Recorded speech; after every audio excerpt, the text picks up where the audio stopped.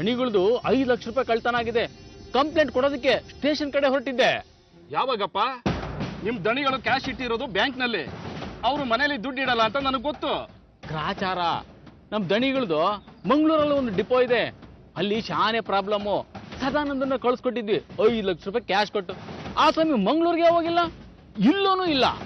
ಇವುಗಳೆಲ್ಲ ಸದಾನಂದನ್ ಫ್ಯಾಮಿಲಿಗೆ ಎಗನೆಸ್ಟ್ ಅಲ್ವೇನಯ್ಯ? ಸದಾನಂದ ಬಂದು ಕಾಂಪ್ರೋ ಆಗಿದ್ದ ಸೆಂಟ್ರಲ್ಲಿ. ಅವತ್ತು ಬನಶಂಕರಿ ವಹಿಸಿದ್ರು ಪ್ರತೀಕಾರ ಅಂದಿದ್ದೆ. ಆ ಹುಡುಗನಿಗೇನು ಮಾಡಿಲ್ಲ ತಾನೆ? ರೆಕಾರ್ಡ್ ಸರಿ ಇಲ್ಲ ನಿಂದು, ಸತ್ಯ ಹೇಳೋ. 2 ತಿಂಗಳಿಂದ ಮಗಳ ಮದುವೆ ಗೊತ್ತಾಗಿತ್ತು, ಎಲ್ಲ ಬಿಟ್ಟಿದ್ದೀನಿ. ಸದಾನಂದನ ಹುಡುಕೊಡಿ ಪಾಪ. ದುಡ್ಡಿನ ಮೇಲೆ ಯಾವ ಮೋಹನ ಇಲ್ಲ ನಮ್ಮ ದಣಿಗಳಿಗೆ. ಆಯ್ತು, ಸ್ಟೇಷನ್ಗೆ ಹೋಗಿ ಒಂದು ಕಂಪ್ಲೇಂಟ್ ಕೊಡು.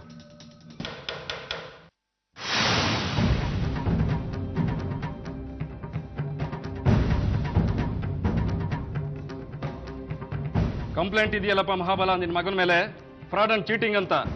ಕಂಪ್ಲೇಂಟ್ ಕೊಟ್ಟಿರೋರು, ಮೋಸಕ್ಕೊಳಗಾಗಿರೋರು ಕೇಶವನಾಥ್ರು. 420 ನಿನ್ನ ಮಗ.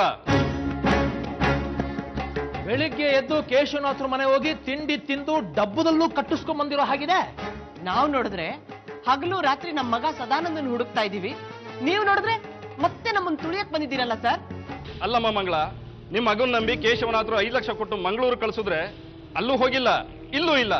5 ಲಕ್ಷ ನಾಮ ಹಾಕಿದ್ದಾನೆ ಕೇಶವನಾಥ್ರಿಗೆ. ಕಥೆ ಸರ್ ಇದೆಲ್ಲ. ಸದಾನಂದ ನಾಪತ್ತೆ ಆಗೋ ತರ ಅವರೇ ಮಾಡಿ ಈಗ ಅವರು ಬಚಾವ್ ಆಗೋದಿಕ್ಕೆ ಈ ಒಳತಂತ್ರಗಳನ್ನು ಹೆಣಿತಿದ್ದಾರೆ. ನನ್ನ ಮಗನ್ನ ಅವರೇ ಕೊಂದು ಬಿಟ್ಟಿದ್ದಾರೆ ಸರ್. ಗಂಗೋತ್ರಿ ನದಿಘಟ್ಟದಲ್ಲಿ ನನ್ನ ಮಗನ ಚಪ್ಪಲಿ ಸಿಕ್ಕಿದೆ ನೋಡಿ. ಚಪ್ಪಲಿ ಚೆನ್ನಾಗೇ ಇದೆ. ಮಂಗಳೂರಲ್ಲಿ ಇದ್ದೀನಿ ಅಂತ ನನ್ನ ಮಗನ ಹೆಸರಲ್ಲಿ ಪತ್ರ ಬಂದಿದೆ. ಆದ್ರೆ ಅದು ಪೋಸ್ಟ್ ಆಗಿರೋದು ದುರ್ಗಾಪುರದಲ್ಲಿ. ನೋಡಿ ಸರ್, ನೋಡಿ. ಮಂಗಳ ಹೇಳಿದಾಗೆ ಇದೆಲ್ಲ ಒಳತಂತ್ರನೇ. ಸ್ಟೇಷನ್ ಬಂದು ನೀವು ಕಂಪ್ಲೇಂಟ್ ಕೊಡಬೇಕಾಗಿತ್ತು. ನಿನ್ನೆ ಸರ್ ಸುಚೇಂದ್ರ ಸಿಕ್ಕಿದ್ದು. ಅಲ್ಲಿವರೆಗೂ ನನ್ನ ಮಗ ಮಂಗಳೂರಿನಲ್ಲೇ ಇದ್ದಾನೆ ಅನ್ನೋ ಗ್ಯಾರಂಟಿ ಇತ್ತು. ದಯವಿಟ್ಟು ಸರ್ ನನ್ನ ಮಗನ್ ಹೇಗಾದ್ರೂ ಮಾಡಿ ಪತ್ತೆ ಮಾಡ್ಕೊಡಿ. 3 ದಿನ ಟೈಮ್ ಕೊಡು, ಬರ್ಲಾ?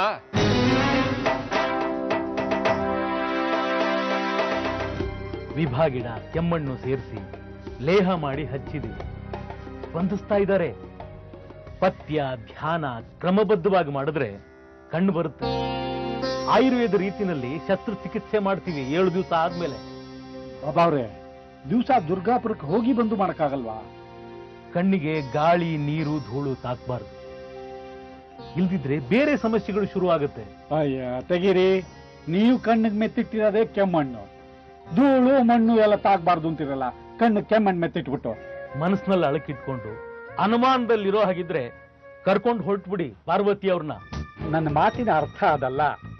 ಡೋಂಗಿ ಬಾಬಾಗಳೆಲ್ಲ ಜೈಲಿನಲ್ಲಿ ಇದಾರಲ್ಲ, ಅದಕ್ಕೆ ನಂಬಿಕೆ ಬರಲ್ಲ. ನಿಮ್ಮನ್ನ ಇಲ್ಲಿ ಕಳಿಸ್ಕೊಟ್ರಲ್ಲ ಮೈಸೂರು ರಾಮರಾಯರು, ಅವರು ಡಾಕ್ಟರ್. ನೀವ್ಯಾಕೆ ಡಾಕ್ಟರ್ ಆಗ್ಲಿಲ್ಲ? ಯಾಕೆ ಚಿನ್ನದ ಕೆಲಸ ಮಾಡ್ತಾ ಇದ್ದೀರಿ? ಮಕ್ಕಳು ಪ್ರಶ್ನೆ ಕೇಳ್ತಾರೆ. ನಾನು ಹೇಳಿದ್ದು ನಿಮ್ಗೆ ಅರ್ಥ ಆಗಿರ್ಬೇಕು ಅಂತ.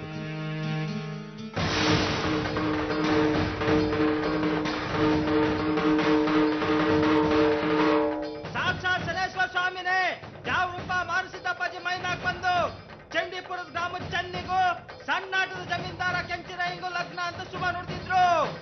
ಈಟೆಲ್ಲ ಆದ್ಮ್ಯಾಕೆ ಚೆನ್ನಿ ಊರ್ ಬಿಟ್ಟು ಓಡೋಗವಳೆ. ಚಂಡೀಪುರದ ಗ್ರಾಮಸ್ಥರು ಅನ್ನ ನೀರು ಕೊಡಂಗಿಲ್ರ. ಯಾವ್ದಾರ ಮನೆ ಒಳಗೆ ಒಕ್ಕಂಡಿದ್ರೆ ಹೊರಗ್ ತಪ್ಪಬೇಕು.